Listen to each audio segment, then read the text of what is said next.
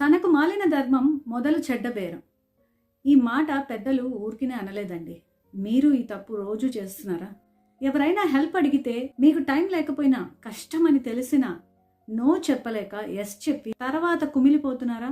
అయితే ఈ సామెతకి అదే ఉదాహరణ. అయితే చాలా మంది ఎందుకు నో చెప్పలేరో తెలుసా? ఫియర్.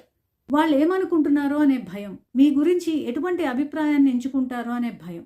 ఈ భయంతో వారిని సంతోషపెట్టే ప్రయత్నంలో మీ ప్రశాంతతని మీరే బలిస్తున్నారు. Unnecessary guilt. అరే వాళ్ళు హెల్ప్ అడిగారు, నేను నో చెప్పి ఏమైనా తప్పు చేస్తున్నానా అనే అన్నెసెసరీ గిల్ట్. నో చెప్పడం మీ తప్పు కాదు, అహంకారం కాదు. అది మీ బౌండరీస్ని మీరు కాపాడుకోవడం. Number 3, least priority. మీకు మీరు ఇచ్చుకునే లీస్ట్ ప్రయారిటీ. మీ చేతుల్లో లేని పని, మీరు చెయ్యలేని పని, మీ శక్తికి మించిన పనికి ఎస్ చెప్పడం అంటే మరి మిమ్మల్ని మీరు తక్కువ చేసుకోవడమే.